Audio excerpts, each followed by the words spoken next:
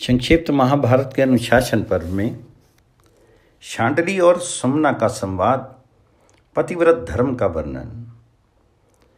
युधिष्ठिर ने कहा, पिता में आप संपूर्ण धर्मवेताओं में श्रेष्ठ हैं, अतः अब मैं आपके मुख से साध्वी स्त्रियों के सदाचार का विषय सुनना चाहता हूँ।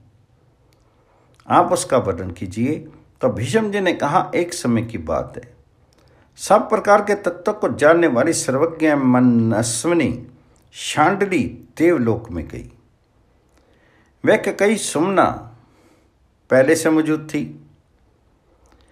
उसने शांडिली को देखकर उनसे पूछा, कल्याणी, तुमने किस आचार और बर्ताव का पालन किया था जिससे समस्त पापों का नाश करके तुम इस देवलोक में आई हो? इस समय अपने तेज से तुम अग्नि की ज्वाला के समान दीप्यमान हो रही हो। तुम्हें देखकर अनुमान होता है कि थोड़ी सी तपस्या, साधारण दान या छोटे मोटे नियमों का पालन करके तुम इस लोक में नहीं आई हो। अतः अपनी साधना के संबंध में तुम सच्ची सच्ची बातें बताओ।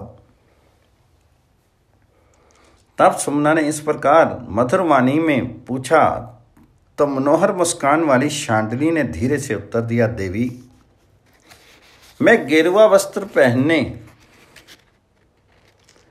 वल्कल वस्त्र धारण करने,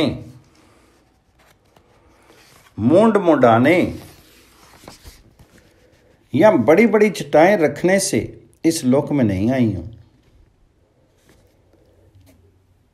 मैंने सदा सावधान रहकर अपने पति देव के प्रति मुख से कभी अहितकर और कठोर वचन नहीं निकाले हैं।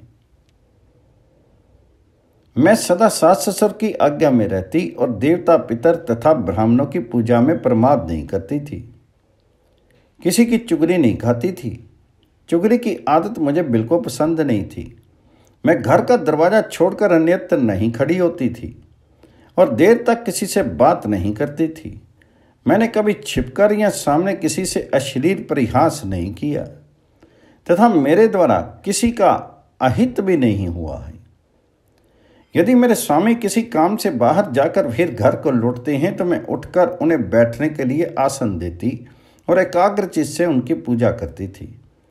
जो अन्न मेरे स्वामी नहीं खाना चाहते, जिस भक्ष्य भोज्य या चटनी आदि को वे नहीं पसंद करते, उन सब को मैं भी त्याग देती थी। सारे कुटुंब के लिए जो कुछ कार्य आ पड़ता, मैं सब में सवेरे ही उठकर करा लेती थी।